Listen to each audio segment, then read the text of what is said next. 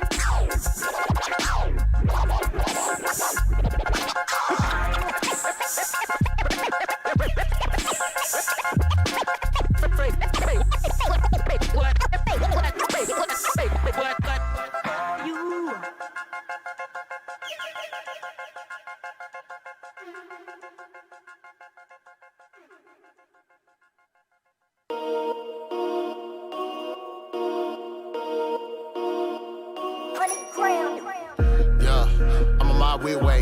Get it like Toby. You on my way, don't get cozy. Give me my trophy. Yeah, I had to pray. I had to kill off the old me. Yeah, had to focus a lot. I'ma shoot my shot, Kobe. Yeah, I'm on my weird way. Get it like Toby. You on my way, don't get cozy. Give me my trophies. Yeah, I had to pray. I had to kill off the old me. Yeah, had to focus a lot. I'ma shoot my shot, Kobe. Yeah, killing my verses, living my purpose. Yeah, killing my burdens, giving my service. Yeah, I had to pray, I had to kill off the old me. Yeah, had to focus a lot, I'ma shoot my shot, Kobe. Yo, what's up? And welcome to another episode of Unnamed Sports Show right here on Gorilla Cross Radio, streaming live on GorillaCross.com and the Gorilla Cross app. Make sure you download the app for free in your app store and subscribe to us on YouTube and follow us on Facebook at Gorilla Cross.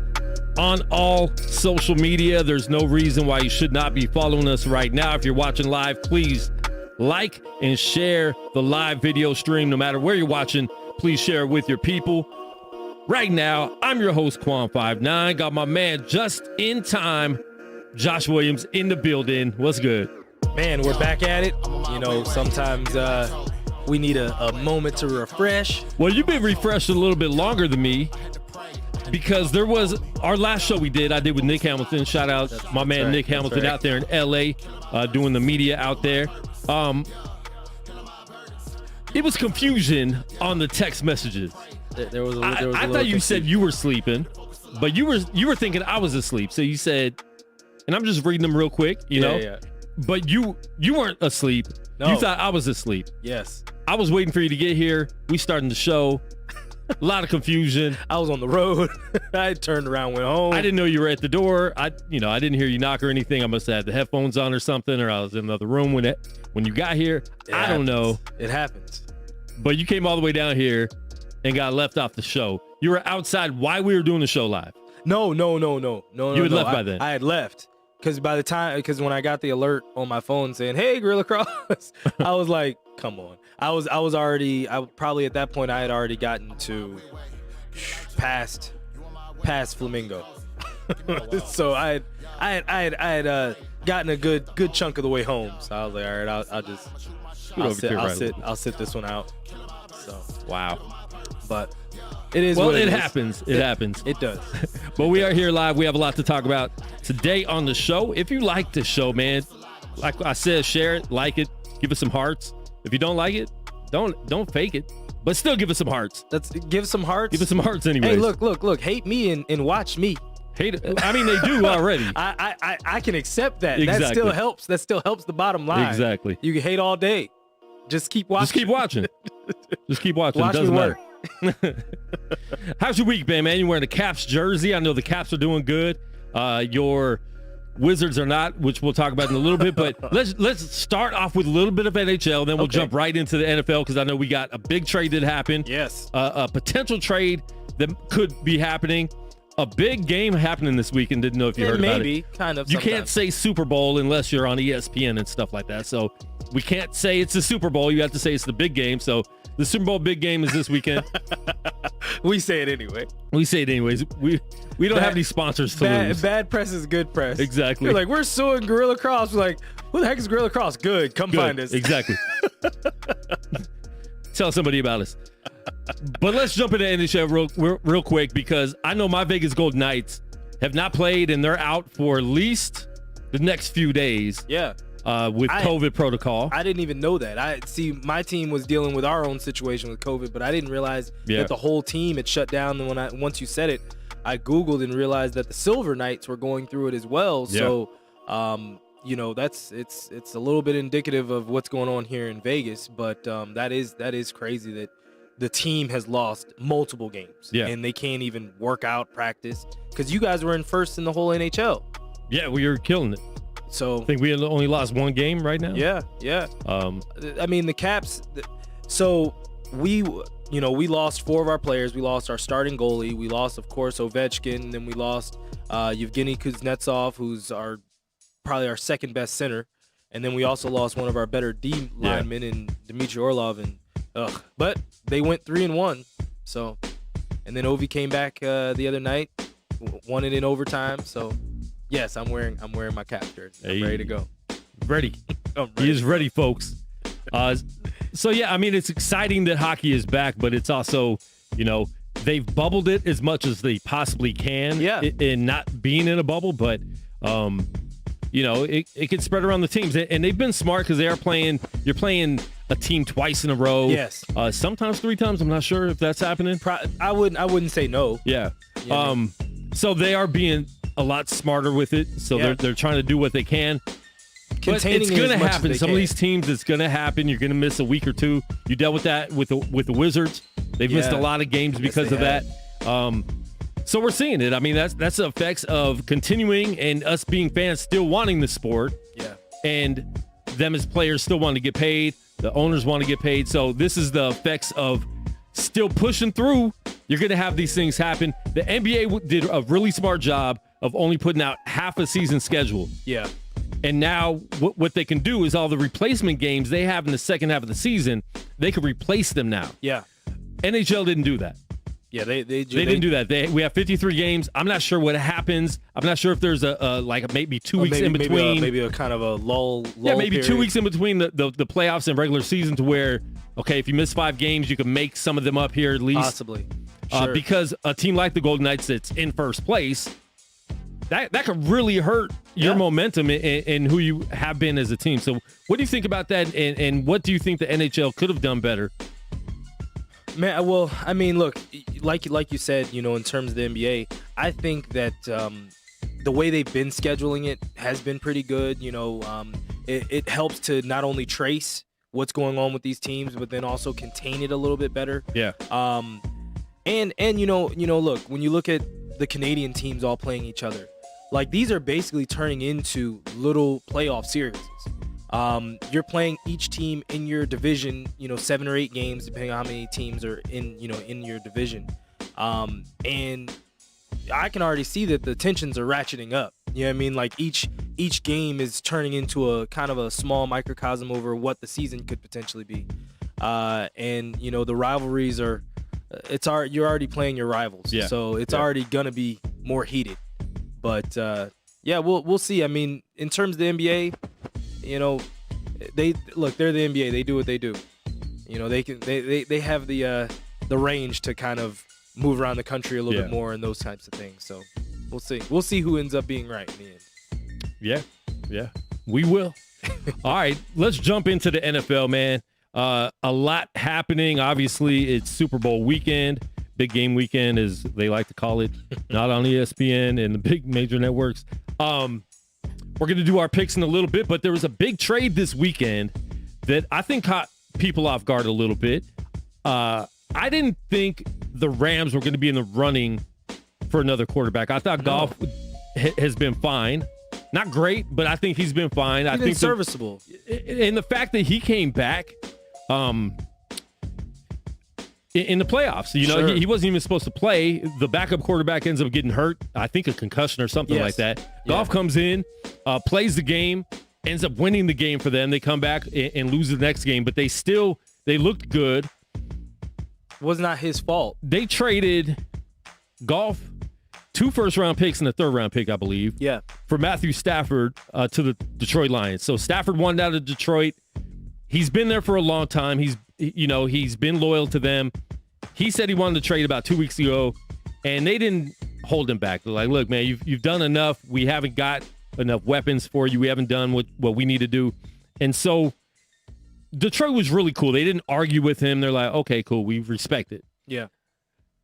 Who do you think won this trade? 32 years old, Matt Stafford, 26-year-old Jared Goff, who has been to a Super Bowl.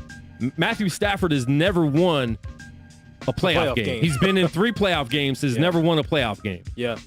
But this is the quarterback that everyone's saying is the better of the 2 quarterbacks, is one of the best quarterbacks in the league. Yeah. Are they overhyping him right now? But for 2 first-round picks, a third-round pick, and their quarterback, did Detroit win this trade? I mean, look, from my perspective, Detroit essentially got 3 first-round picks. Jared Goff was the number 1 quarterback chosen his year that he was drafted. He was chosen over Carson Wentz. Which that was the big debate at the time. Who's going to go number 1? Carson Wentz, Jared Goff. Are either of them really even going to be good? And Carson Wentz, to his credit, has probably had a little bit more success, in terms of before his knee injury, he was at the upper echelon of the league. He was looking down at the league a little bit.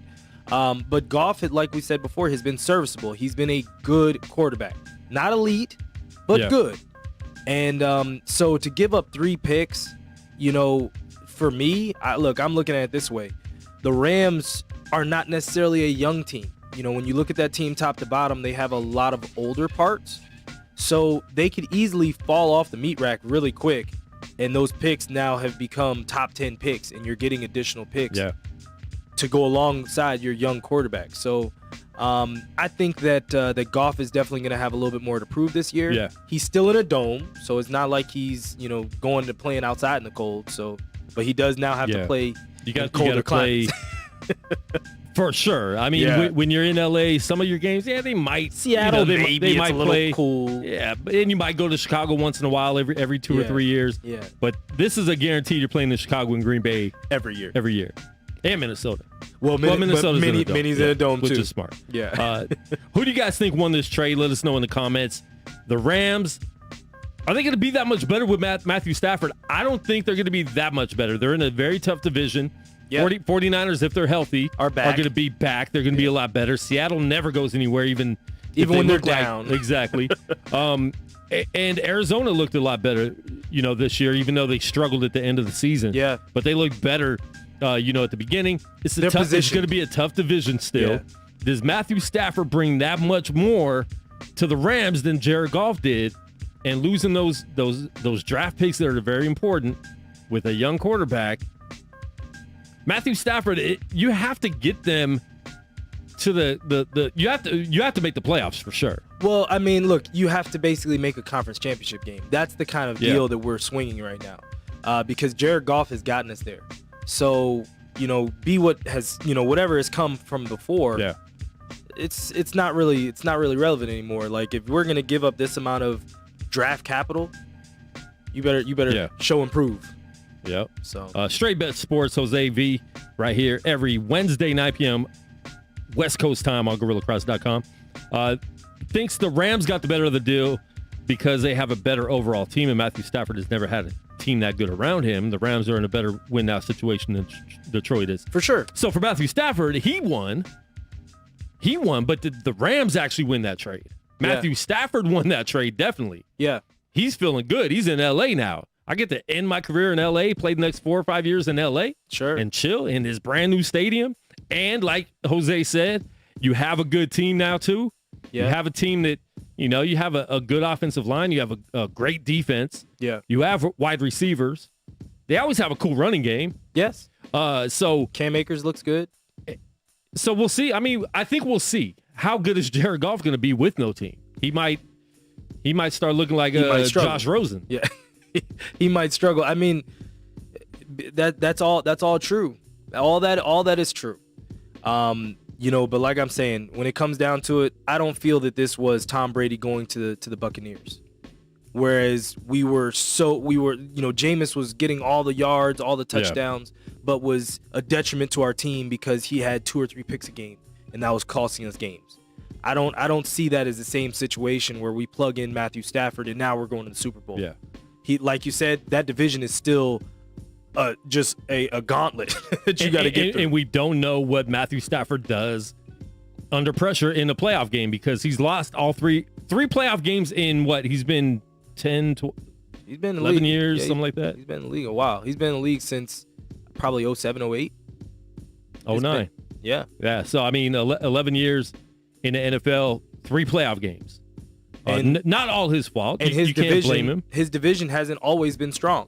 The Packers have had down years. Minnesota has been trash for years. Yeah. The Bears has been trash for years. So, like, he hasn't been in a division where it was like as in your division right now, where you're guaranteed to look at 2 teams that possibly have playoff aspirations every year. Yeah. So now you have to not only, usurp them, you got to jump ahead of them. So I don't know. So who do you think won the trade? Detroit. To me, long term. Yeah. I think long term. Maybe next year, no. 2 years down the line, I think Detroit wins. I'm going with Detroit win the trade too because not only are you getting draft picks, you don't have to start all over again with a quarterback either. Yeah, no. You could draft a quarterback still. Yes. But you have a very good, serviceable starting quarterback in this league who's, like we said, he led his team to the Super Bowl, whether it was the running game or the defense. He was still the starting quarterback for a Super Bowl losing, but Super Bowl team. Yeah. So I do think Detroit ultimately won this because if you have to give up Stafford, you haven't done anything with him. Get a lot of draft picks and 2 first-rounders and a third-rounder. Those are all good picks. Yeah. And you get a good quarterback. I think they could bounce back. Hopefully, like you said, hopefully they both do good in their new places. Yeah. But I will give the edge to Detroit because of that. We'll see how good Stafford really is with his team around him. Listen, he might impress. LA Rams might be amazing next year, and we'll have to come back and erase this show. Yeah. Or at least this segment. Or just come back and say that we were wrong. Exactly. We can do that. I do it sometimes. It's a lot easier when you could just, fix your status and edit it on social media. A little bit different. Exactly. That's true. But I'm excited to see that, though. It's exciting seeing some of these quarterbacks that we've seen for a long time that haven't even had a good enough team to get to the playoffs to see what they can do on a good team. So I'm excited for Stafford. And You're Goff. excited to see him fail. There was a meme put up from Jared Goff, which might have made the trade a little bit easier. Oh, no. Which whoever leaked the text group, you ought to be ashamed. You should be ashamed because, there's you ought to be ashamed. There's rules to this. You know what I'm saying? It made me want to delete our text group. Oh, don't worry. If things get big enough, you guys are not. I will be leaving the group, leaving the chat. Well, you got to delete it first. But he said something about Sean. Sean McVay's woman. Yeah, saying he would give her the business. Give her the business. There. He said pipe her down. I was trying. See, I tried. I tried to. I didn't understand his plumbing reference, but the text got leaked. So I'm not sure if it leaked after the trade or before the trade, and that's why I was like, you know what? That got leaked inside the building for sure before the trade. Yeah. So listen, watch who you have text groups with. Hey, watch who you have text groups with. That's watch tragic. who your quarterback is. Yeah. Try not to hire young coaches that's still out here trying to get these tenderonis that are 27. I mean, listen, when your coach is the same age as the players, these problems you're in a different kind of competition. These problems you might be in a quarterback competition, but you're also in a competition with the coach. Who gets the hottest cheerleader? Oh, that's tough. Yeah, that is tough. Anyways, thanks, Mom. Watching on YouTube. Mom's watching on YouTube. There you go. She announced it. Like and subscribe to our YouTube. Smash that like For real, button. if you guys haven't subscribed to YouTube, we're going to be doing a lot of original content only on YouTube. We might even do some live shows only on YouTube. Some of our big interviews might only be on YouTube. So make sure you subscribe to our YouTube channel. Because I've been doing a lot of YouTube research. It's a lot of work, but Man. it could be a lot of... Oh yeah, no, I didn't tell you about some guys off of the show. They're now getting $40,000 a month on YouTube. There you go. I know some people getting paid, so... Yeah, so there you go. It's definitely in the realm of possibilities. All right, a big, huge, super game this weekend is going to be played in the bowl. Yeah. Listen, first time ever, the home team is also the home team. Yeah, first time ever. And no fans. Same initials as the greatest quarterback of all time. Yep. I don't like when people call him the greatest player of all time. Let's talk about that real quick. Do you like being called the GOAT in a sport that I don't think it's possible to be a GOAT in a sport with so many different positions? To me, it's impossible for Aaron Donald to be the GOAT of defensive linemen. And he could be of defensive linemen. Sure. And so that's why I'm like, you could have a GOAT in different positions. Yeah. Football is so much different than any other sport. Yes. Where your position is totally different and you're never playing another position. It's not like NBA. If you're a center, playing a guard, I could still be the best player in the league ever. Sure. If you're a guard, you could be the best player in the league ever. But in impact football, the game every possession. Yeah. On offense or defense. Yeah. Football, as you said, if I'm a great quarterback, I have to have a good line. Yeah. I have to have good receivers around me. I have to have other people helping me. You know what I mean? It's just different. I think, listen, as far as receivers go, you already know where I stand on this. I think it's Jerry. Yeah. You know what I mean? Jerry did things at a certain age that will never ever be matched. Yeah. You know what I mean? The league has changed so much and it always continues to skew younger. And Tom Brady, let's face it, this is 10 Super Bowls in 20 years. That's half of your career. You're in the Super Bowl. And some people never make it. I mean, Aaron Rodgers, he's been in once. One time. He made it count. He made it count. He was doing the discount double check. Drew Brees made it in one time. One made it count. Made it count. 1 and 1. But these are the people we're calling some of the greatest quarterbacks of all time, right along with Brady. It ain't the same. But Brady getting in there 10 times, and this 10th time is with a brand new team, new coach, Knew everything. Well, not knew everything. Well, just not a new tight end. He brought some of his boys with him. He brought Gronk. He brought Antonio Brown. Played 2 games with him. He brought him. Anthony Ramos saying Moss is better than Rice. I will block you for that. Give me Jerry Rice all day. All day. Look, and we did. I think we did this in the group chat. I don't remember if we did this somewhere else. We talk so much in that daggone chat, it starts to bleed into regular life. When you put down Moss's numbers, even in Oakland, against Moss's numbers. When you put Rice's numbers next to Moss's numbers at certain ages, they're not even close. Even close. Like Jerry had his 1,800-yard season at 29, 30. Like he was far along in his career to still be putting up that kind of production. Yeah. Now, granted, Jerry did have some good quarterbacks throwing him the ball his whole career. Randy had some such and such coming at him for some of those years. Yeah. So I mean, I can at least give him some credit for that. Definitely. We do have a question from Michael Wright on Facebook. In your opinion, does Mike Evans score in the Super Bowl? That sounds like you're trying to make a bet, bro. Okay. That sounds like a sounds like a prop bet. Yeah, right that's a prop. That's a prop. I would say Mike Evans does score. I think it's going to be a very high scoring game. I think we're looking in the high 20s and 30s for each team. I'm predicting a 34-28 game. Oh, okay. And I'm going with we're gonna give our picks. Oh, okay, right all right. Go ahead and give your pick. Go ahead and give your pick. Oh man, I don't know yet. I will say. I'm not gonna lie. I've never been a Patriots fan. I always was the Tom Brady hater. Yeah. But seeing somebody my age a little bit younger, in the Super Bowl now, still doing it.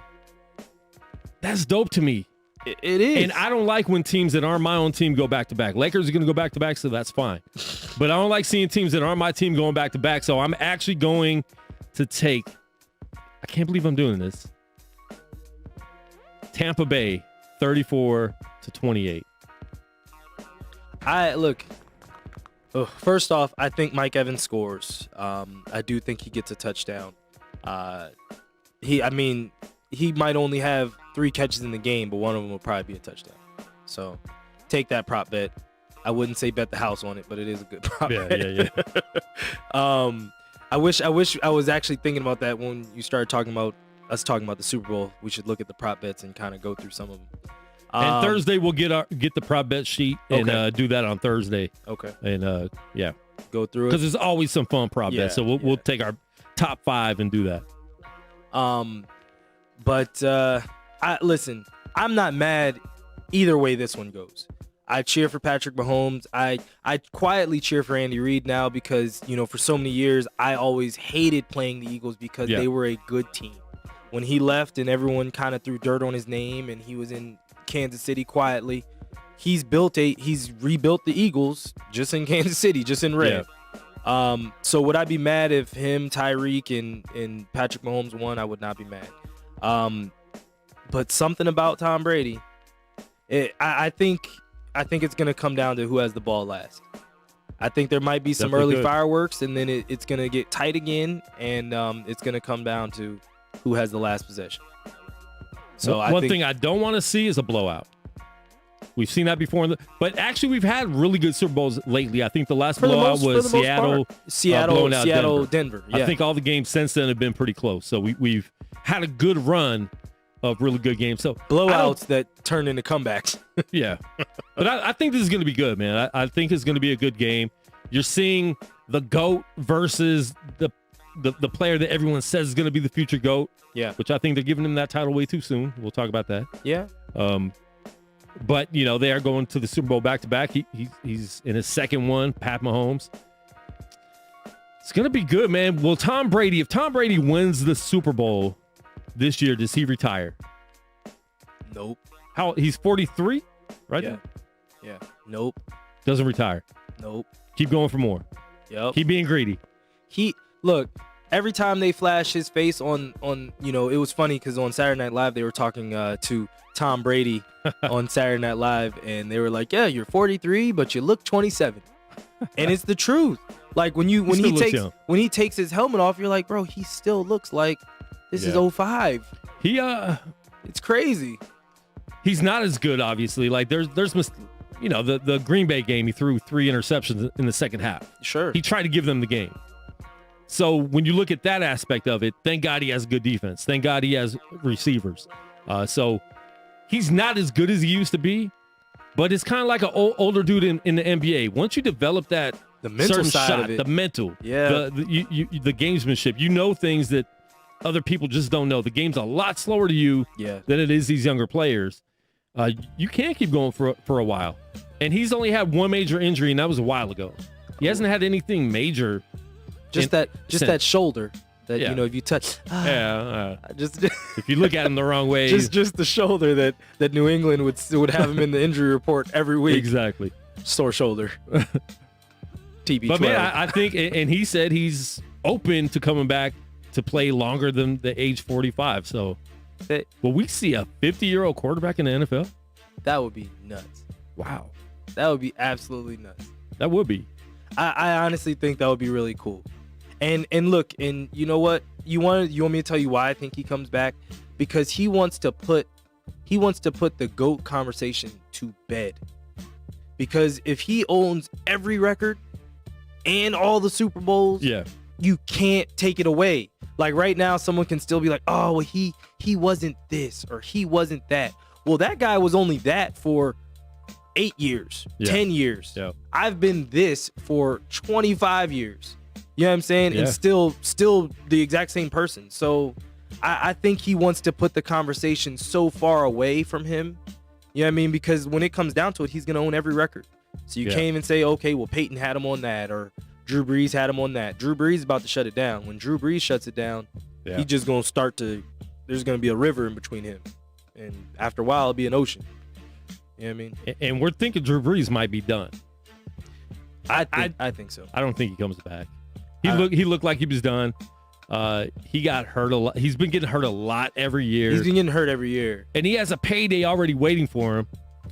been waiting. The person I feel the worst for, though, is Chris Collinsworth, just knowing this dude, whenever he feels like it, gets to take my job at NBC, whenever he feels like it. So I know Chris Collinsworth is hoping he comes back for one more year. Need to get my affairs in order. That would be horrible.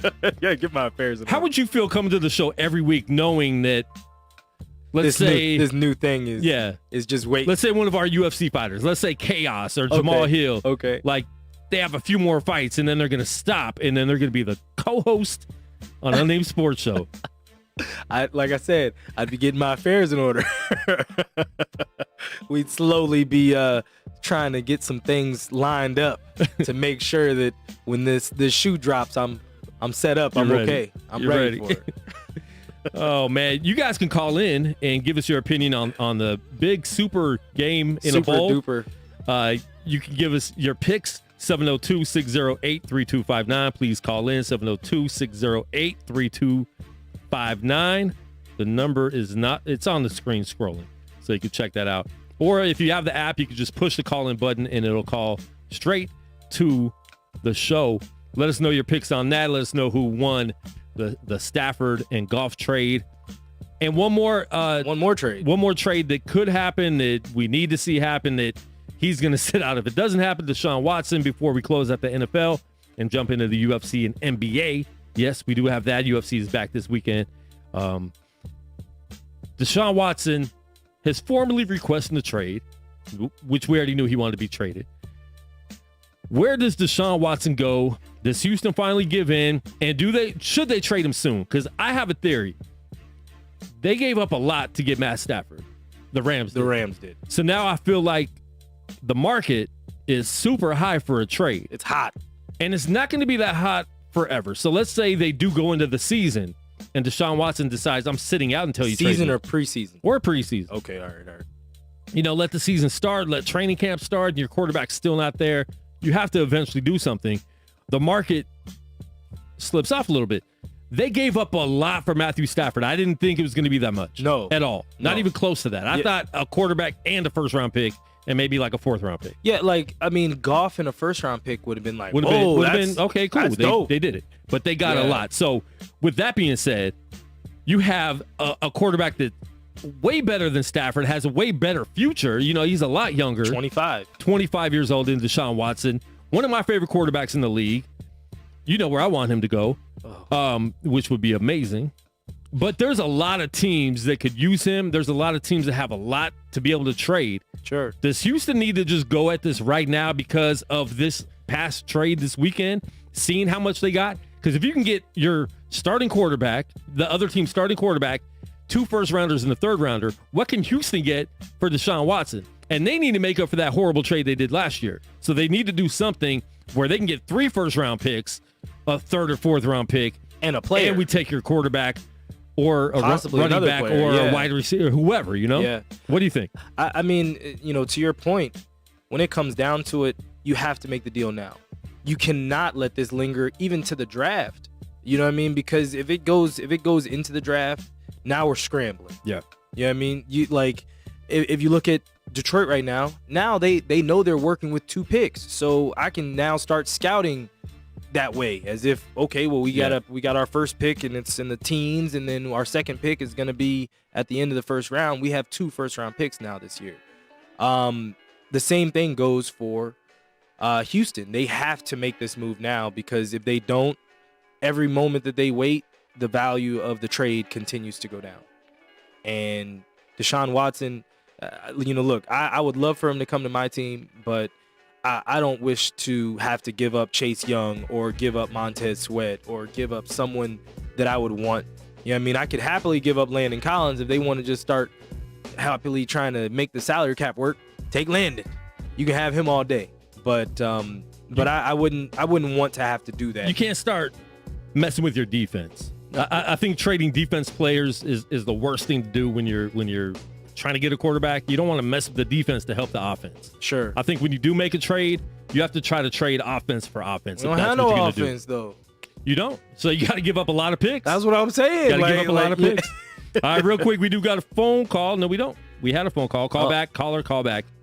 Call back. My bad. 702-608-3259. Deshaun Watson, there's so many options for him. There's so many teams. Even if you have a good quarterback, you're willing to trade for Deshaun Watson. Yes. I would love to see him go to the San Francisco 49ers for obvious reasons. Where else would you like to see him go? If it wasn't my squad, stay out of my division.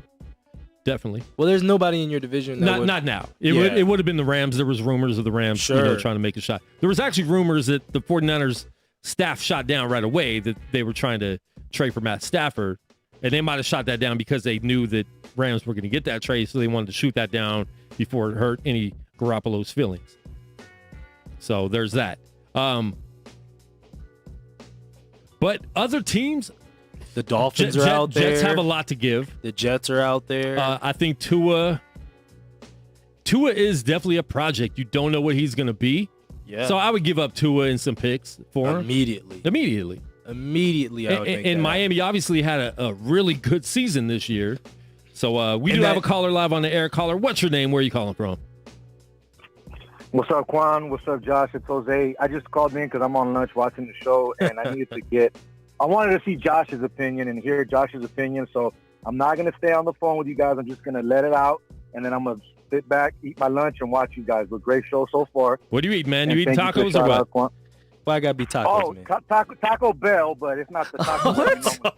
Wait a minute. You fell right into the stereotype?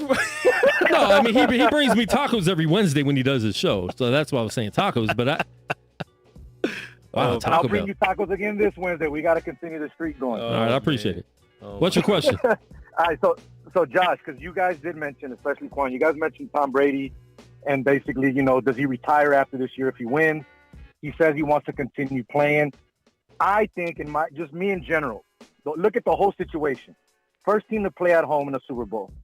His initials match the name. First year in Tampa.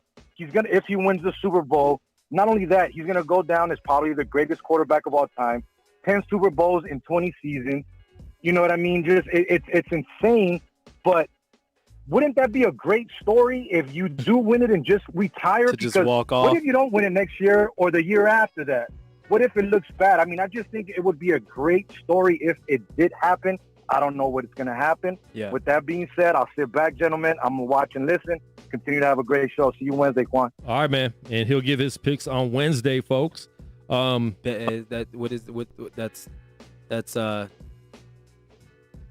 What's Jose's straight bet? I was like Jose hard v. bet. I was like hard bet. No, it's straight bet sports with Jose V. I'll go first, even though he won your opinion.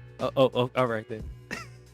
Michael Jordan is still known for the push-off almost shot to win the NBA Finals, right? Sure. He spent 2 more years in Washington, but we still remember him for the push-off shot. So it won't matter. If Tom Brady wins the Super Bowl, and let's say he plays 2 more years and has 2 horrible years, we're not going to remember that.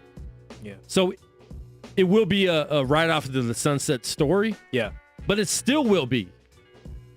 Even if he has 2 bad years, this Super Bowl will still be a defining moment for him. Yeah. Still. So he could still play 2 or 3 more years and have 3 losing seasons if he wanted to, and we would forgive him for it. I'll say this. First off, the first thing that he wants to check off his list, if he's able to pull off this and win, is okay, well, now he won without Belichick. Yeah. So you can't say that anymore. That's gone. Now, can I win 2 without Belichick? That's gone. You know what I mean? So because that's always kind of been one of the narratives too. Like, well, you never seen him without Belichick. Yeah. Well, you never seen Belichick without him. So now we've seen that. Yeah. So if he's able to pull that off, that already gives a little bit more juice to his side. Now, as I said before, he wants to be the best. He talks about it, you know what I mean? And him and LeBron and him and Jordan, they like whenever anything kind of comes up, you kind of see them like all egging each other on. Like when I forget what happened, but LeBron said something to Tom Brady when he made it to the Super Bowl, that basically something like GOAT talk or something like that. Well, they've both been to 10. Yeah, and and when it comes down to it, he wants to put so much space between him and the next man. Yeah, where it's unquestionable who the better player is, because a lot of the narratives now are, oh, Aaron Rodgers is this, and I'm like, Aaron Rodgers is cool, but like everybody puts Aaron Rodgers on this like plane where it's like he's so much better than everyone else, and I'm like, Aaron Rodgers ain't really done that much. He's been a great player. Don't get me wrong. Great player. But he still hasn't even caught Brett Favre to me. To me. Yeah, and that's hard. To me. I think it's even. Like Brett Favre won 3 straight MVPs. Yeah. Aaron Rodgers should win the MVP this year. Yeah, I mean. So, in what? He's 34, 35? No, Aaron Rodgers is 37. 37? He old. Yeah, Aaron Rodgers isn't as young as people make him out to be. So it's like because remember, he sat so many years behind He sat a long time. So 37. Yeah. But still, 37 winning the MVP this year, most likely. Sure. Still props, but I understand. You know what I mean? It's Aaron Rodgers is here, but Tom Brady is so far ahead of everyone else. Yeah, but like people try to they try to bring down Brady. Yeah. And they put people up closer to him like, oh, well, his arm wasn't this or that. And I'm like, he didn't need a laser rocket arm, as Peyton Manning used to say. He would surgically dice you up. And it, like, honestly, I say this a lot because I hated him for so long. And then when I had to live in New England and hear people talk about him and all this other stuff, when I actually would sit and watch him play, it was infuriating because it's the way that you wish your team looked. Like, their team always systematically would just break people down. And to be able to, watch that for that many years, I had to stop hating him because it was like, I can't hate you anymore. I'm hating you because you're good. I'm not hating you because of any other reason. I'm hating you because you're good and your wife is gorgeous. These are not reasons to hate a man. These are not reasons to hate another man. So that's just my take on it. Yeah. Call in 702-608-3259. Give us your opinion on everything we're talking about right here on the show. We're going to jump into the UFC right now. If you guys haven't been watching UFC, man, there's been some exciting fights already to start the year, which have been amazing. It's always dope when you start a season and it's just like right off the bat, some dope fights. So they've been in Abu Dhabi. They're coming back to Vegas for this weekend's fights. And I'm going to pull up that fight card right now because this is the first time we've had 3 friends fighting. Our man, Justin James, we had him on about 2 weeks ago. He was saying he was in the studio and I wanted to get the clip, but he was saying like, I'm looking forward to having a full camp. I've been taking all these last minute fights where it's like 3 days or a week, taking the short notice fights. Justin James today posts up that he's taking the fight. And I was just looking at the fight card last night and it was hilarious because I'm like, 5-day notice. Well, he wasn't even on there yet. I know. It was TBA. Yeah. Oh. I didn't know that. And hold on, let me pull up who he's fighting. He is fighting. My bad. Dead air. You're good. Sorry for good. the dead air, folks. You're good. No pregnant pauses. Yeah. It's all right. Where's he at? We're looking at your face. Where's he at? I'll just talk randomly and I don't even see it in there right now. Anyways, let me pull up Justin. Whoever he's fighting, I will cheer harder than I've cheered for fighters in a long time, just because I know what this fight means for him. Because this will be his 4th UFC fight. All right, Devontae Smith. Okay. Who I believe is 12-2, something like that. Oh, jeez. You have to look up that fight. This is good for him, though, man, because, we talked about it last time. He's taking these on short notice. I think all 3 of his UFC fights so far have been on short notice.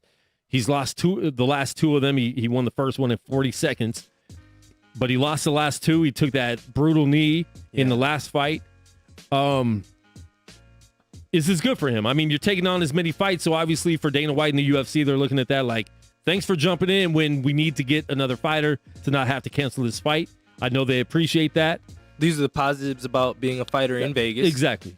Because you are able to slide on the cards that they don't, when people fall out, that they don't know how to do. So that's one of the benefits. But taking on a 12-2, this is a lightweight fight. He fights in 2 divisions. So this is going to be lightweight. Okay, this is at his better weight or his more comfortable weight. So he doesn't have to cut a whole lot. Yeah. So he is good there. But, jumping in short notice, sometimes it benefits a fighter because they don't have time to figure you out because they didn't know they were going to fight you. Sure. But he also had a full camp. Exactly. He had a full camp fighting someone else. But we are going to cheer for Justin. 100%. Obviously. 100%. Is that smart for him to take another short notice fight? Because when he interviewed with us 2 weeks ago in the studio, he said he didn't want to do that anymore. Yeah. Look, for me, I think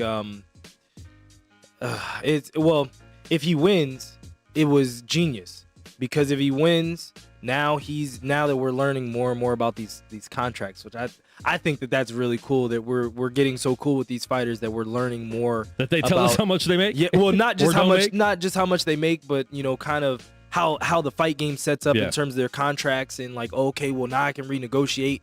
I might have had a 5-fight deal, but I renegotiate after 3. So if he's able to win this, and his fights were so rapid, they happened so quickly, that he's able to now bump his money up. Yeah. With a 2-2 record, if he's able to pull it off, he'd be 2-2, and all 4 of my fights have been, helping you guys out. There's something to be said. Yeah. There's something to be said about me putting my body on the line for the company over and over again. He actually is in a good position, so I really do hope he pulls it out. Yeah. All right. And you said we had two other friends. And we have 2 other of the homies that have been on the show. O'Day Osborne, he is fighting, and his fight is not on the UFC website yet. Denny's Bondar, he's 14-2. O'Day's 8-3, 0-1 in the UFC. Yeah. But he'll be fighting as well in the prelim, so that's another one of our guys we've had on the show before. Hopefully we get him in the studio. Yeah. Here's the thing, man. Next Monday, we have 3 guys, so if all 3 win, maybe we get them all 3 in the studio. Who knows? That would be dope. And then also super duper stuff. In the main card, we have Andre Ewell, who we had not too long ago, about 2 months ago on the show. Make sure you check out that interview. Really good interview with him. He's fighting number 13 bantamweight Cody Stamen in the main card. So that should be a really good fight. So we have 3 of our people that we're going to be cheering for fighting in this card this Saturday. So cool. From the Apex, man. So happy to be back in Vegas. So cool that we have people that not only have been on the show, but can now be considered friends of the show. Yeah. And, because, as we said before, it's just different when the person that's actually out there and what they've put into their bodies to perform.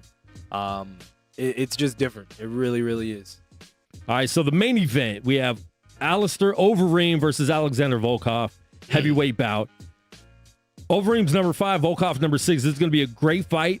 Overeem said when he wins the heavyweight title, he's done. He's going to win the title and retire, be done. He's been at this for a long time in the fight game. He's looking to get that heavyweight title, and we do know we have Stipe versus Ngannou coming up. Yeah. So if he wins this fight on Saturday, he could potentially be the next contender. Yeah. For the heavyweight championship. Whoever wins, the championship fight. Where's the Black Beast ranked right now? Because he has a fight coming up as well. I feel like in the next few weeks. I'll check the rankings. Yeah. I mean, it kind of goes back and forth with those main guys up top for the heavyweight division as well. And don't forget, we think that John Jones is moving into heavyweight too. He's kind of in limbo, but I mean, he's there. He's at 250 right now. Yeah, he ain't coming back. So down. he's doing the heavyweight thing as well.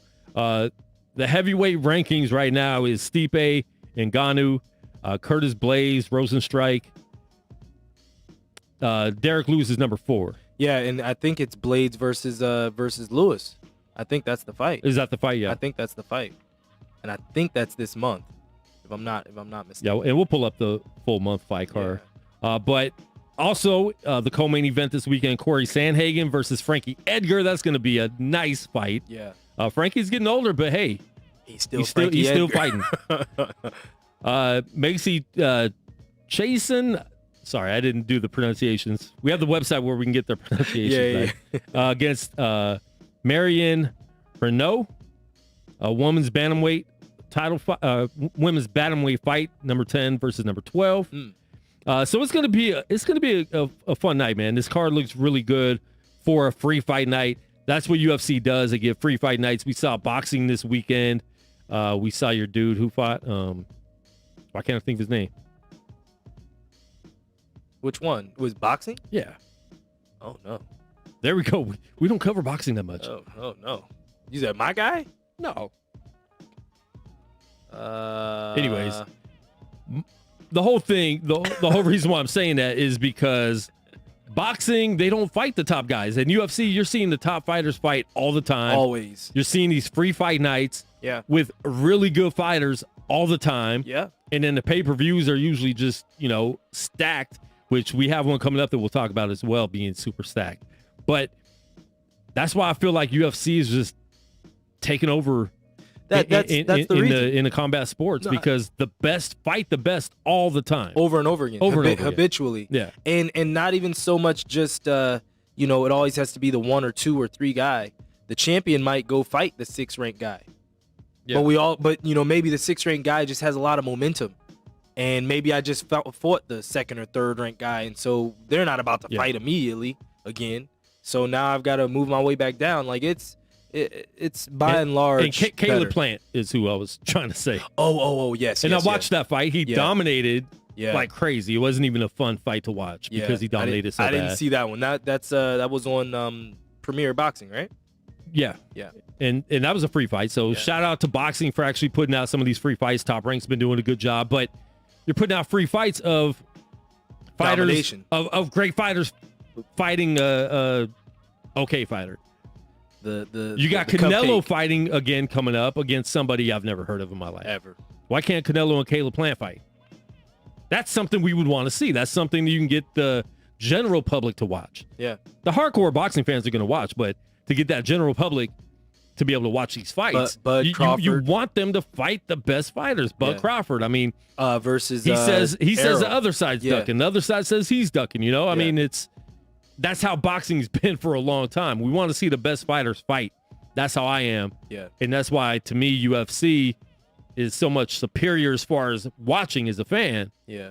Because you see the best fighters fight. Well, and then see the other side of it, too. The reason that the fighters fight so much as well is just because the money is so different. Bud Crawford goes out there for one fight, and he's getting 10, 15, 20 million. He don't have to fight the rest of the year. Yeah. I don't have to. You know what I mean? It's not like, oh, I love to fight, sure, but I don't have to. By this time UFC, you're fighting for money, you're not fighting for the sport. Yeah, UFC, you get, you basically go out there to fight, and you're maybe catching a couple $100,000, and that's like, I think we look back at it, not this past summer, 2 summers ago when John Jones fought, and he made $600,000. I was like, that's John Jones. He was, of course, the main event, all those things, title defense, $600,000. He's got to fight again this year. Do you understand what I'm saying? It's different. It's just the money is so separating. $600,000. Let's be completely honest. It's still great money. But when people are talking about you being the best of all time and those types of things, to only be getting $600,000 to put your body out there to potentially die, it's not the same. So I mean that's the reason why for you it is a much better product. But for the fighters, it ain't. Yeah. All right, moving back to UFC. This month is going to be amazing, by the way. The pay-per-views and everything. I mean, we have really good pay-per-views coming up. One fight that won't be happening anymore is UFC 258. Chris Weidman versus Uriah Hall is being moved. Okay. Because of COVID. Weidman tested positive for COVID. Got to move it. So you got to move it. They think they're going to move it to UFC 261 on April 24th. Okay. So it's hard. It's hard for the other fighter to have to deal with that because you've been training and now you got to kind of slow down. Yeah. Because you don't want to overtrain. Uriah Hall is calling out Israel Adesanya. Okay. He wants to fight him. Uriah Hall, I think he thinks he beat Anderson Silva in his prime in his last fight. You ain't in your prime anymore, brother. And I saw somebody mentioned this earlier today. Everybody that Izzy's beat, Uriah Hall has lost to. Oh, wow. I didn't know that. Just be careful with your call-outs, I guess. But listen, man, that fight is going to be postponed, but we will still get that fight. Next Saturday, February 13th, UFC 258. You got Usman and Burns. Should be a great fight. A lot of people get mad at Usman for being a boring fighter. I didn't love his fight against Masvidal. He stepped on his feet a lot, but at the same time, you can't beat this dude. if you let a dude stomp on your feet that much, that also shows that you couldn't do anything against him. Yeah. And I actually am a fan of Usman. A lot of people aren't because they say he's boring. I love it. I love the fact that he could dominate in a boring fight. And, he beat Colby Covington in a good fight. Yeah. So I'm not mad at it, but I think this is going to be a really good fight. I think Burns is going to bring it to him and make him have to swing. You're not going to sit there and just try to wrestle him the whole time and stomp on his feet. Burns is a different story. He's just such a – that man's a specimen at that daggone weight division. And I'm really interested to see this fight because, remember, they were supposed to fight before, and then Burns got COVID. Yeah. And that's why Masvidal even had to step in. So Burns was smart and didn't take the short money. He said, I was in line for a title fight. I still want my title fight. Yep. Don't go put me in the line of fire with someone else and then, I happen to lose and now I don't get my title shot. So, I mean, it was smart of him to, I think, what was that fight, in October, November with Masvidal? It was back in, I feel like it was back in that range. It was definitely, it was probably October? I don't know. I feel like it was August or September. Really? Has it been that long since Usman fought? Yeah. Man. I'll look that up. But yeah, it's definitely been a minute. We got so many fights last year. It's hard to remember when they were. And we weren't at any of them. So then it was, so we didn't have the no, we were wearing coats. Yeah, exactly. That was July 11th. Shut up. Yeah. It's been since July. July. Time ago. Yeah, I knew that one was longer. Yeah. Wow. That's been almost a full, that's been 8-9 months. Yeah. It's been a minute. Jeez, that's crazy. It's been a minute. Well, anyway, I think Burns has a good shot in that fight. I'm interested to see what kind of fight Usman goes with because he's not going to be able to physically dominate Burns. So how does that change his game plan? Yeah. You know what I mean? And then Burns, of course, he's got all the jiu-jitsu and all that good stuff as well. So if it does go to the ground, you're still not, even when you feel like you're dominating, you got to be careful. Yep. You know what I mean? So that one's going to be an interesting fight for sure. What else is on that card? That is Macy Barber is fighting on that one against, and I think a fight got canceled too. Is that the one with multiple championship fights? Because I thought there was a card. I'm not seeing the whole thing on the website. Oh, okay. It's only showing 3 fights. Yeah. But Macy Barber's fighting Alexa Grasso, which should be a good fight. Macy Barber's the one that, she's got her knee busted up and still kept fighting. We were at that fight. Yeah. That was out here at T-Mobile. That was crazy. But yeah, I thought there was more on that card, so let me check that. Because Amanda fights soon. She's supposed to be fighting in the next few weeks, I thought. Oh, well, the Uriah Hall Weidman fight was supposed to be on this card, so okay, that's why. Okay, that's a whole. One of the prelims is gonna have to move up, or they'll replace it with something. But that's a hole that has to get filled. Yeah, and then let's see.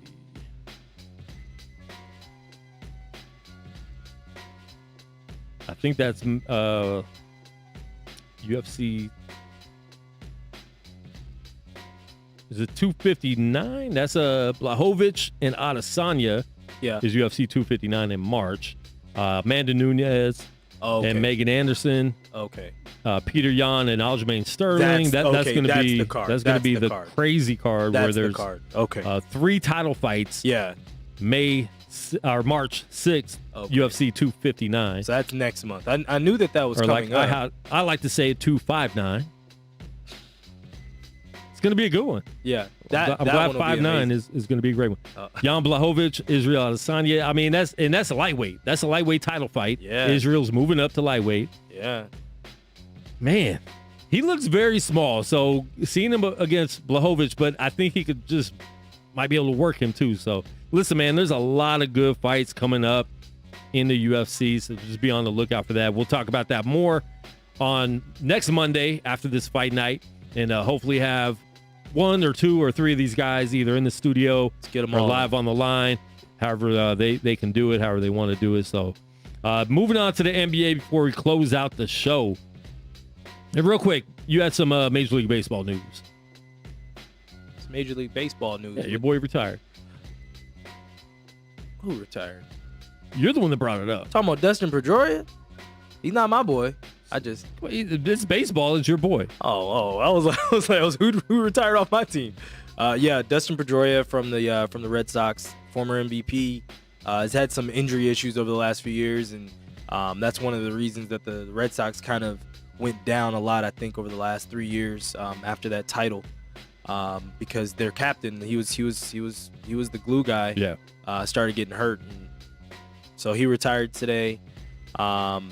Outside of that, on baseball, Jock Peterson from the world champion Los Angeles Dodgers has signed on with the Chicago Cubby Blues. So even still, my team is trash. I'm still so upset with all the moves you got made. a good player, man. I like Jock.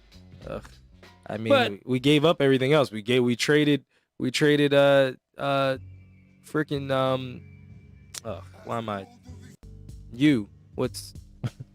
Yu Darvish. Thank you. We traded you for a bag of chips. We let go of John Lester, so it's been a very sad winter. It's all right, man. It's all right. It is what it is. You'll be all right. All right, that's our baseball minute. I'll take the minute. I stole more than a minute, so I'll take it. And baseball might be getting pushed back. I did talk about that. I did just see that.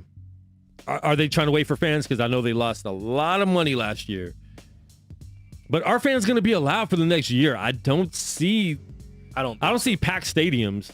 Obviously we see like in Kansas City, the Chiefs, they've had all year they had fans in their stadium, but mostly overall throughout the country, you're not seeing that a lot. No. So is baseball waiting for that? If you push it back a month, is that going to make a big difference? I think, you know what? I think if you try to push it back to possibly the summer, say a June 1 start or something like that, you've also kind of gotten through the cold months, and remember the heat was supposed to kill the virus. So so we'll see if maybe year 2 of the heat could help. It could help to stretch that out. So that they might look at that. Yeah. I still gotta get Dexter Fowler in the studio, so it gives me some more time. So I appreciate that. Let's do that quick. We will try. We'll definitely try to get him in. All right, moving on to the NBA. A game I watched pretty much the whole game last night. I think I watched the whole game. Your Washington Wizards. I know you've been struggling against the Nets. They were down by 5 with a few seconds left. Bradley Beal comes up, pulls up, hits a 3.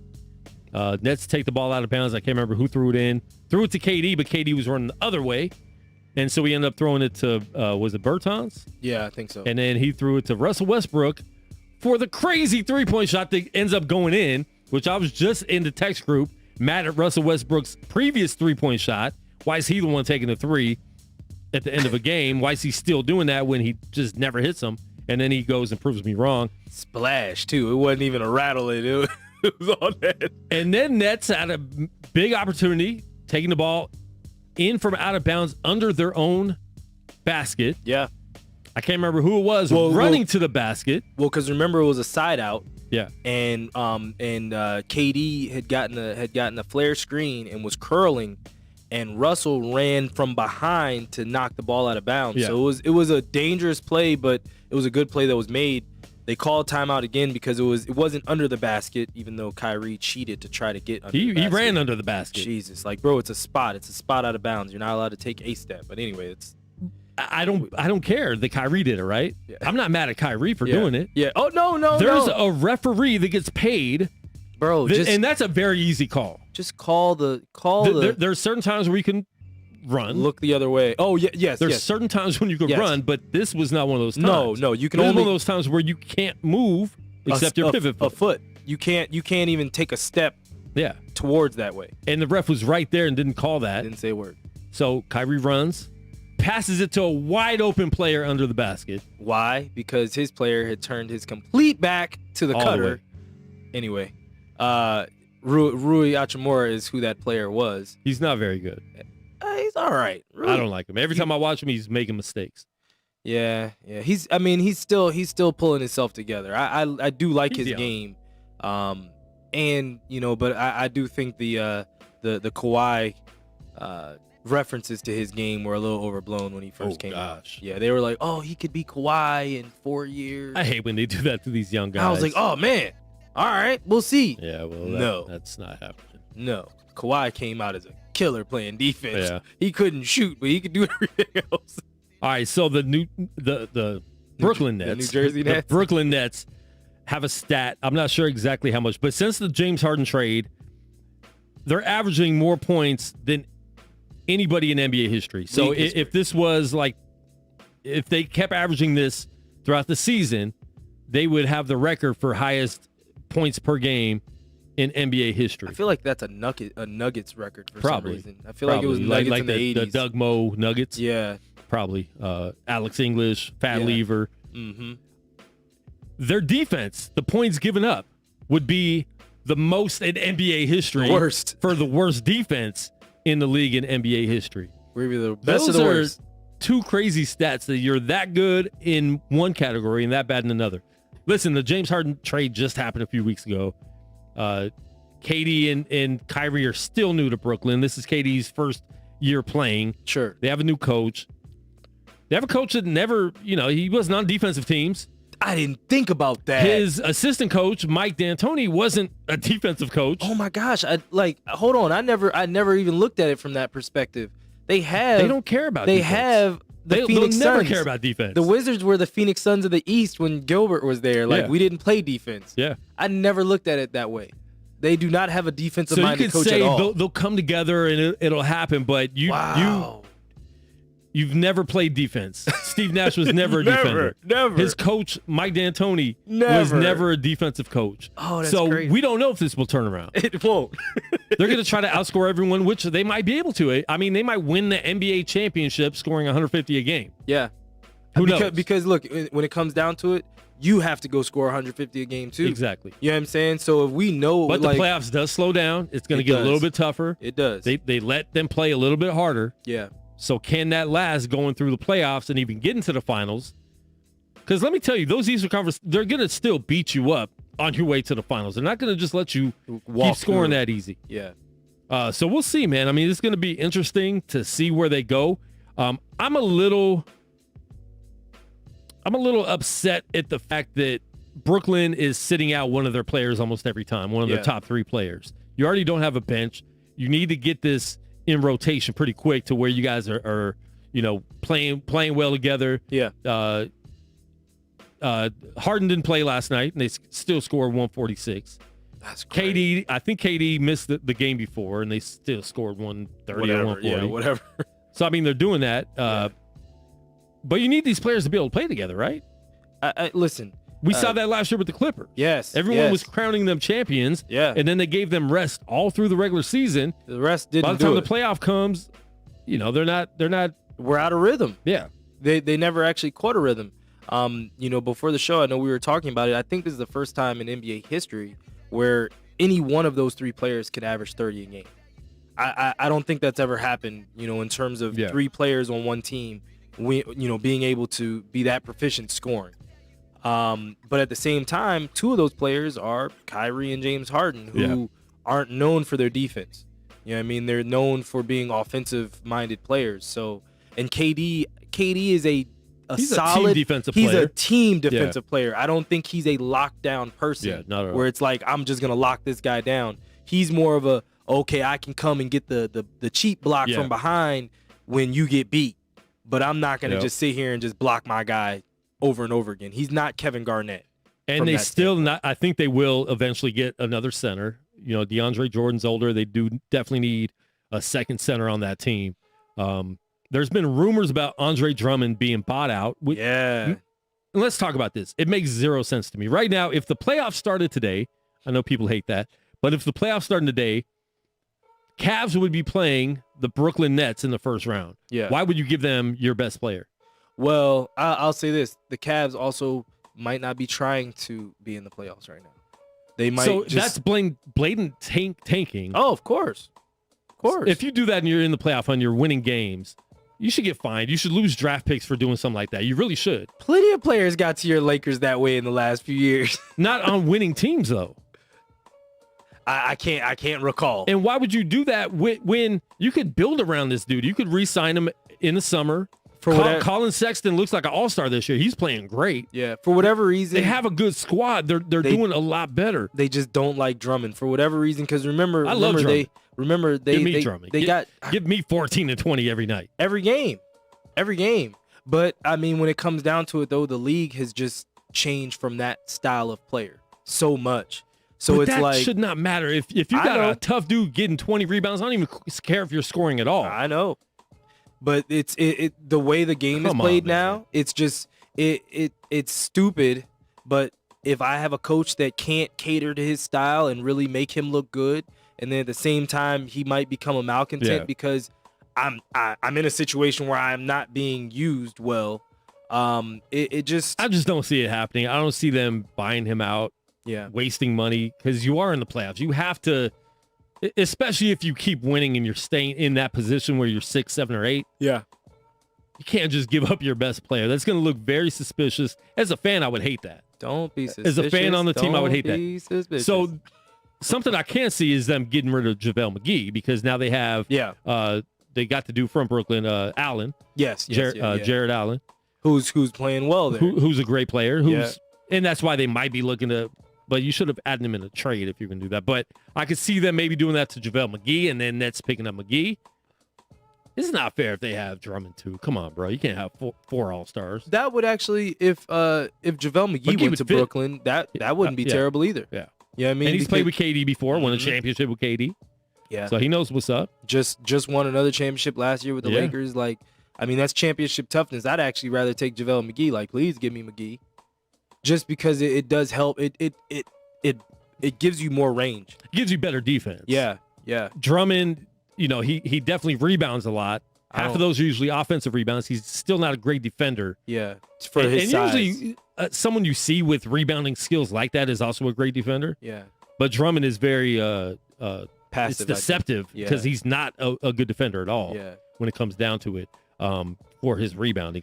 And he's not stretching the floor for Steve Nash, so it's like I don't know why you would want that player. Yeah. You know what I mean? So if you're going to get a center, just get somebody that's defensive specialist, get some rebounds. Yeah. Doesn't need to score. Yeah. I definitely think a JaVale McGee would fit better there for them, and that's somebody they could actually re-sign. You can't re-sign Drummond. It's not You're possible. not re-signing Drummond next year. Yeah. How much money do they have? I don't know. Do they have a $500 million cap? It seems like it. I don't even want to talk about the cap. It seems like it. Because I swear some teams just play with a different cap than others. I don't get it. Yes, you do. Your team's one of them. No. Your team has we don't have 3 max players. What is money? We don't have 3 max players at all. I wish we did. My team is always crying poverty. I'm like, bro, can we just go get somebody? No, we're broke. Like, anyways, we will give you Kyle Kuzma, I Dennis Schroeder, don't want anything from your team. And a first-round draft pick for Bradley Beal. No, listen, you know what? I want 5 first-rounders. How mad would you be if Bradley Beal got traded to the Lakers? Look, if he went to the Lakers, I would be upset. But I would say this. I want 5 first-round picks, and they're all starting in 2028. Like, I don't want anything until 2028. We'll figure it out then. Well, thank you, because Lakers don't have any until then. Because they've traded them all for Anthony Davis and other trades. Good. Will Bradley Beal be moved? I don't think so. Is he movable? He's definitely movable. He's movable. Movable to a good team, though. Because I don't think he'd want to get traded if he's just going to get traded to a team that's like bottom pile of the playoffs. Wow. Golden State. He could be moved there. Like, but like, think about it. Like, you could throw Wiggins in there, and Oubre. you could throw some. Yeah, you could throw some. Oubre's stuff. not. He's playing a little bit better, but he just still feels weird in that Golden State system. He just needs to slash more. Right now he's trying to be a part of the Splash family, and it's like, bro, that's not you. And we talked about the other day. I think I let the ball bounce. We mentioned it, and I think Straight Bet Sports we mentioned it. Golden State would be, I think, the 4th best team in the league 3-point shooting in the league if you just take him away. If Oubre didn't shoot any threes, they'd be the 4th best team, and they're like 17 or 18 right now. Yeah. That's bad. Yeah. Quit taking those threes, bro. That's way too many threes. Just get to the bucket. Oh, my goodness. Just get out there to the bucket. The Jazz 11-game winning streak was snapped by the Denver Nuggets. two very evenly matched teams. I would love to see them play each other in the playoffs again. Ugh. I think that was a great series, and I think it would be another great series. Some of those teams you just love, like, they might not be the championship contending teams. They're exciting but teams. you're going to love watching them play each other all the time, and they're going to play everyone else hard. Yeah. Jazz actually, I believe, have the best record in the league still. Really? With that. They had won 11 I knew they in a were row. up there, but I didn't know I didn't. They had won realize 11 in a row. The Clippers are actually a half game ahead of them. They're 16-5. Jazz are 15-5. Lakers lost 2 games so far on this road trip. They're 15-6. They lost to Detroit, which they shouldn't have done. And then Golden State beat Detroit by like 40 the next game. Yeah. Chaos Williams was actually at the game. He was. I saw his. And they put his picture up there to honor him at the Little Caesars, Little Caesars Arena. Mm-hmm. They put his picture up there, honored him, took him to the game. Lakers are his favorite team, he said. Lakers had 24 when they put his picture up. Kobe. Oh, that's cool. During Kobe week. I thought that was pretty dope, but shout out to Chaos. He was there live on Facebook and Instagram Live. Just stunned. Now, there was other fans in there in Detroit, so, that's pretty cool that there's some fans in some of these arenas. Yeah. And Philly won their first game without Embiid. They were down, I think, to Atlanta. Were they playing Atlanta last night? Yeah, they were playing Atlanta. They were playing Atlanta. Atlanta was winning most of the game, and then the fourth quarter, they just kind of took over. They were playing the Pacers. Last night? Yeah. Oh, okay. Philly. Philly right now is just they're a solid team. You see that they might be interested in getting JJ Redick back. I think you're going to see a lot of trades from the Pelicans. I think you might see a JJ trade. I think you definitely will see a Alonzo Ball trade as well. The Pelicans are 7-11. I mean, they're a team that was supposed to make a run for the playoffs, and right now they're at the bottom of the West. Minnesota's the only team worse than them right now. Wow. Really? Listen, man, Minnesota 7-11 is like literally we just got to get hot for 2-3 games. They get it back to 500, and it's still the West, so you got to keep and that's keep the thing, going. it's the West. If they're in the East, they'd be 2 games out of a playoff spot. Right now, being in the West, you have an 11-9 Spurs team in 9th place. So that's kind of the difference there. But the Pelicans just don't seem to be gelling. I think, first of all, when they traded for Eric Bledsoe, you knew they had too many point guards. Yeah. Because I think did they draft a point guard too? They have too many point guards on the team. So you knew one of them is going to get traded. So I think Lonzo Ball will get traded. That'll be interesting to see. But yeah, JJ Redick looks like they might be trading him too. I mean, especially if they're not going to be a playoff team, he's not going to want to not make the playoffs. He has 2 or 3 years maybe left in him.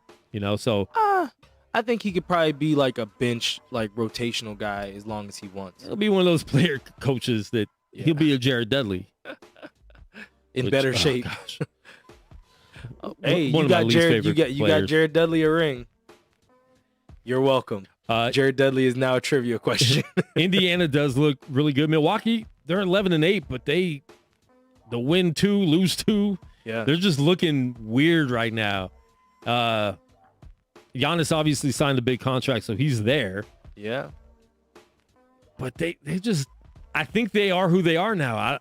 Unless they can get another Budenholzer. Look, I think it was with Gilbert that we were talking about Budenholzer, wasn't it? I believe so. It was with Gilbert where he was basically just talking about how these guys they know how to run it up in the regular season and how to get wins and those things, but when it comes down to it and you have to really start to draw things up and really break something down, it's like he just doesn't have it. But I think that's affecting them now. Yeah, because now the Bucks know that, like, we play so hard in the regular season to get nowhere. Like, are we really that good? So I think it's affecting them now. Yeah, mentally in the regular season because they know they're not as good as they've appeared to be the last 2 regular seasons. We're not as good as we thought we were. And when you know that, like, that's going to affect you. Yeah, no. And until they can get a legit second star, Chris Middleton, look, man, he plays very well for that team. He does a lot of good things. He's not a star, though. I think he'd be a great third player. We see what Malcolm Brogdon's doing right now in Indiana. I mean, he looks like an all-star in Indiana. What kind of player do they need? I feel like they probably need a point guard that can allow Giannis to. Now you got Drew Holiday there. Drew Holiday's a really good player. I just think you need somebody else. I don't know because they don't have any 3-point super. You need a star that could hit some threes. Yeah, to spread the floor and then actually give Middleton Giannis could hit more. Threes. He's cool. Giannis can't hit threes to save his life. He can. Drew just Holiday, not consistent. He's a solid shooter. He's He's not anything where you're like, don't leave Drew. You know what I mean? But the East, it's still up in the air. Philly looks like the best team in the East right now. Brooklyn can be if they get any type of defense. And that is the thing. If Brooklyn gets any type of defense with their offensive output, they could be dominating. Boston, they feel like it feels like they're missing something. Boston's always right there.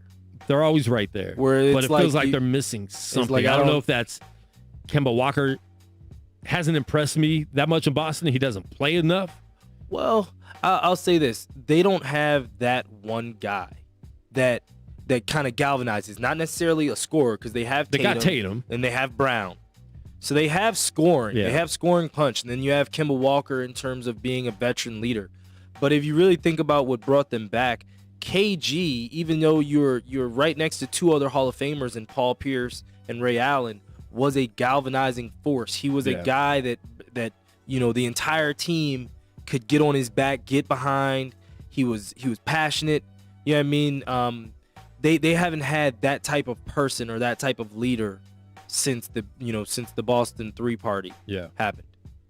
I think that's what they're missing. For whatever reason, they just don't, because when it comes down to it, they just always are just not good enough. Yeah. You know what I mean? Yep. We will see, man, a lot of NBA still to happen. Just hoping and praying COVID, doesn't take over sports because, we've seen some of these teams miss games. Lakers have been cool. Like I said, your Wizards have missed quite a few games. Yeah, no, we were out for like a week and a half, yeah. almost 14 days. Yep. So that's rough. I mean, you look at the Wizards' record and you're like, they're the worst team in the league right now, or one of the worst. But at the same time, we're trash. Out of the bottom of the league, though, they are the team with 2 high scorers like that. If they could start meshing together, Westbrook and Beal, they could be one of those teams. Games. Well, and he's been hurt, and a lot of people have been, on his head. But he's saying he's healthy now. And his play the last few games is showing that maybe he is. Yeah. Because he's been balling. He looks like Russ again. Because there was something missing, Yeah. And I really felt that and I watched them a lot because I am a fan of Russ still. I think he gets a bad rap.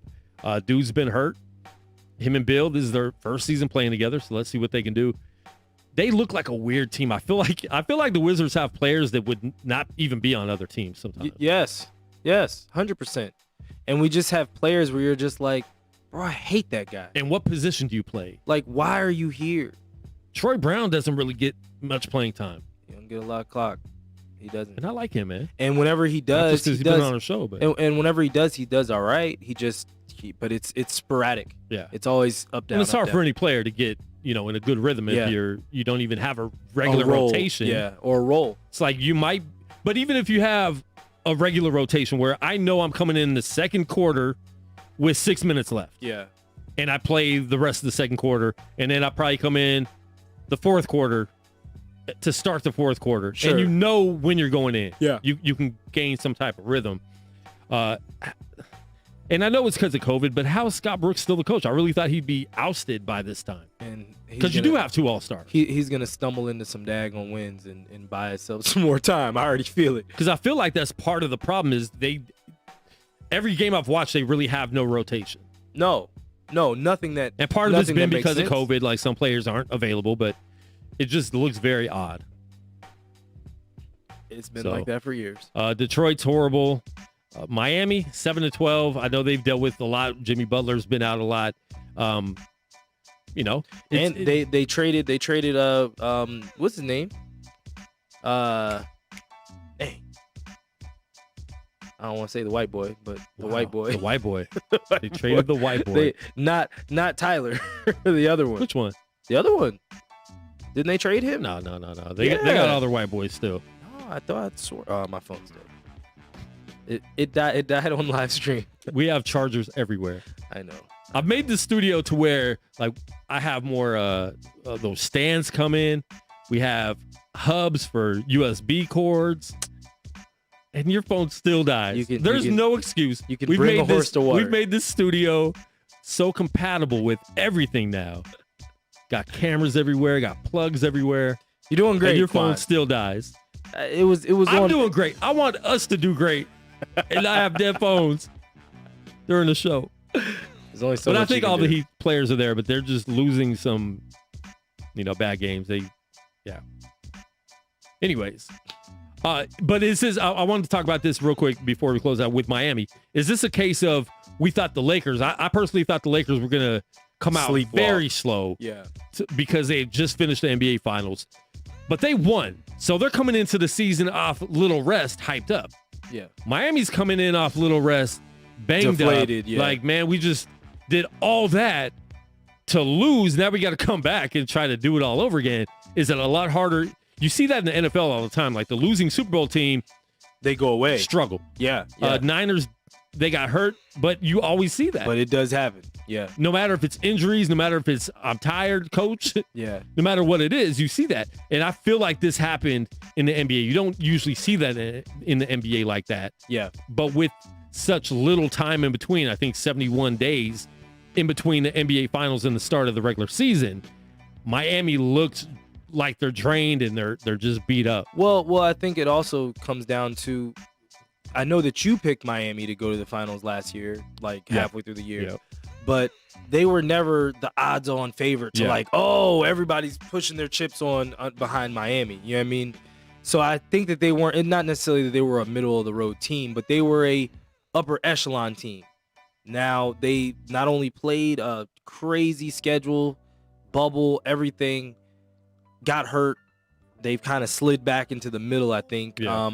I think probably by the second half of the season, they'll probably end up working themselves back into rhythm. And right now, they're not even in the middle. They're third worst in the East at 7-12. So, they're struggling. But that is, once again, it's the beginning of the season. There's a lot of stuff right now. I mean, we're still in the first quarter of the season pretty much. Sure. There's a lot you have to kind of let go. But right now is the time that these teams have to start being who they are. Yeah. You can't use the excuse of, well, the season just started. We dealt with COVID. No preseason. We have new players, no preseason. Yeah. That's cool. We've been through the preseason. We've been through training camp now.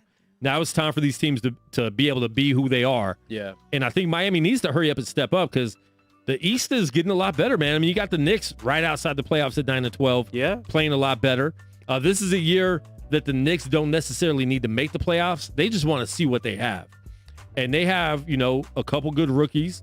I don't think we've seen Obi Toppin that much. Obi Toppin much. I know he didn't play a lot, to start the season, and I'm not sure if he's playing right now, but they do have that other young dude. I'm gonna look up his name because I forgot it. Obi Toppin did play 13 minutes and had 2 points. Okay, yeah. See, he's not struggling. He's not killing. He's not out there. He's not the reason they're winning or losing. Exactly. Right now. But Emmanuel Quickly, yes, another rookie from Kentucky, has been balling lately. He had 25 last night against the Clippers. Wow. He's been balling, man. He's looking like their best rookie right now, and that's what we talked about this past draft. We don't really know. We didn't get to see these players in Summer League. We didn't get to see these players in the NCAA tournament. Yeah. We don't. It was a crapshoot in this draft. Sure. Let's face it. We have to kind of guess. We have to watch YouTube videos of these guys to do our draft picks, which usually doesn't happen. But, they definitely got a good one in him. RJ Barrett's starting to play a little Barrett's bit looking better. Randall has Julius Randle looks like he could be an all-star this year. He's playing really well. My boy last night, 27, 12 rebounds, 5 assists. He's been doing that. Yeah. Like last year he was their best player last year. Yep. I personally hope Randall gets a chance to stick it out. Yeah. Because just to cut bait and get rid of him, it's hard to replace production, and he does produce. So Dennis Smith Jr. doesn't even play. No, I thought I sent that to you. French Frank doesn't play. Dennis Smith Jr. asked to go down to the G League. Like literally asked, so he could, keep crazy, playing. man. Yeah, one of my guys that trains and trains a lot of NBA guys. He posted an article, and like he was saying that he Kevin Knox respected. did not play coach's decision. Wow. Nerlens Noel. Is that coach's decision because there was COVID going on? I don't know. Wow. That's a. But listen, that's a like. Just, but these are the players that didn't play. Yeah. Kevin Knox, first round pick. Nerlens Noel, First round pick. Dennis Smith Jr., First round pick. French Frank. I'll never be able to say. Tilakina. No. It's. So the N silent. Yeah, the N is silent. Okay, Frank Tilakina. French Frank. Yeah. And T. Pinson. I don't know who that is. But that's a lot of high draft picks. And most of them are theirs. Not playing. Nerlens Noel was the best big. Dennis Smith Jr. was a part of the rebuild. The trade. Yeah. From Porzingis. Yeah. Mm-hmm. So, yeah, man, we'll see. They got Austin Rivers there. So they got a cool squad, and now they're just missing getting that, a star player there. But Knicks, you have to be a good squad before any stars are going to come there. And I've been telling my friends that are Knicks fans for years, they have to be their own savior.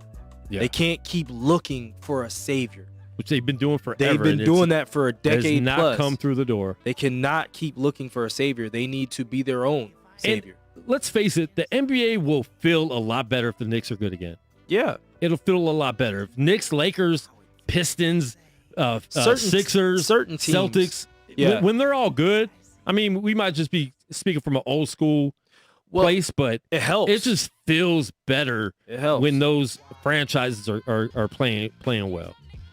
So hopefully the Knicks, I would love to see them make the playoffs, even if they're an 8th seed and they get bounced in 4 games. But, let's see what they can do. Like you said, RJ Barrett's been playing a lot better, man.